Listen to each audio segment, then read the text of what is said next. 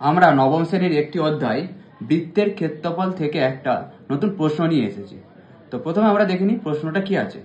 বলছে রেখার দিদিমা একটি গোলাকার টেবিলের ঢাকনা তৈরি করেছেন যার ক্ষেত্রফল 5544 বর্গ সেমি। তিনি এই টেবিলের ঢাকনার চারিদিকে রঙিন ফিতে লাগাবে। তো হিসাব করে দেখি দিদিমাকে কত দৈর্ঘ্যের রঙিন ফিতে কিনতে হবে। তো প্রথমে আমরা দেখে নিচ্ছি, মনে করো একটা গোলাকার টেবিল আছে, এটা একটা গোলাকার টেবিল।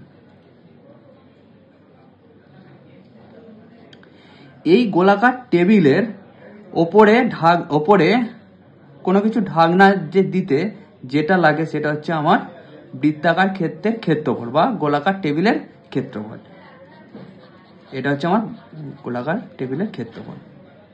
এরপর যেটা তো আমাকে বার করতে দিয়েছে, বলছে দিদিমাকে ওই টেবিলের চারিদিকে ফিতের ঢাকনাতে চারিদিকে ফিতে লাগাতে কত দৈর্ঘ্যের ফিতে লাগবে। তো এইটা আমাদেরকে বার করতে হবে পরিধি, কারণ কত সেমি দৈর্ঘ্য। এই চারিদিকে যখন কাজ হয় তখন সেটা হচ্ছে তার পরিধি নিয়ে কাজ হয়। তো প্রথমে আমাদেরকে কি বার করে নিতে হবে, এখান থেকে ওই গোলাকার টেবিলের ব্যাসার্ধ নেই, ব্যাসার্ধটা আমাদেরকে বার করে নিতে হবে। কিন্তু একটা জিনিস দেওয়া আছে, ডেটাটা হলো গোলাকার টেবিলের ক্ষেত্রফল দেওয়া আছে। তাহলে গোলাকার টেবিলের ক্ষেত্রফল, তাহলে আমরা ফর্মুলা কি জানি, যে কোনো বৃত্তের ক্ষেত্রফলের ফর্মুলা হচ্ছে পাই আর স্কোয়ার। তাহলে গোলাকার টেবিলের ক্ষেত্রফলেরও ফর্মুলা পাই আর স্কোয়ার হবে। তাহলে এই পাই আর স্কোয়ারটাই কত, 5544 বর্গ সেমি। তাহলে আমরা কন্ডিশন থেকে কি লিখতে পারি, পাই আর স্কোয়ার ইকুয়ালস টু 5544 সেমি।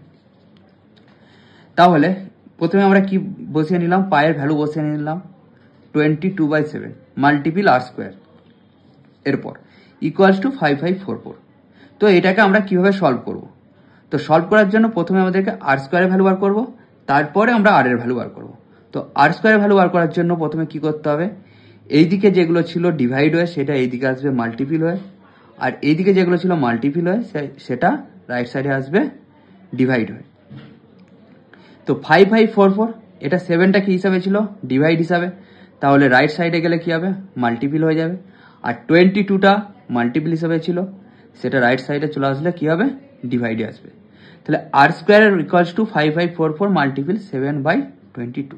তো এটাকে আমরা স্মলেস্ট ফর্ম করবো, মানে কাটাকুটি করবো, রিডিউস ফর্ম করবো। তো তাহলে কি হবে, 11 2 22, আর এইটা ডিভাইড করলে হবে 11 5 55। তাহলে দুটো নাম্বার একসাথে নামছে, তাহলে একটা জিরো নিয়ে আসতে হবে, 44, 11 4 44। আবার এটাকে 2 দিয়ে 504টা কাটলে কি হবে, 2 2 4, 10 থাকছে, 2 5 10, 4 নামছে, 2 2 4। তাহলে আমাদের কি হয়ে গেল, আর স্কোয়ার ইকুয়ালস টু 252 মাল্টিপিল 7, কেন 252 মাল্টিপিল 7 হিসাবে আছে, নিচে কিছু নেই, 1। তাহলে এখান থেকে আমরা আর স্কোয়ার ভ্যালু বার করার জন্য এটাকে ফ্যাক্টরাইজেশন করে নেবো বা উৎপাদকে বিশ্লেষণ করে নেব। কেন আর স্কোয়ার যদি কোনো একটা ভ্যালু থাকে মাল্টিপিল হিসাবে, তো আর কত আসবে, প্রত্যেকটা যদি দুটো থাকে একটা আসবে, আবার যদি অন্য কোনো একটা দুটো থাকে একটা আসবে। কারণ স্কোয়ার করার সময় আমরা কি করি, দুটো নাম্বারকে গুণ করি, তাই তো।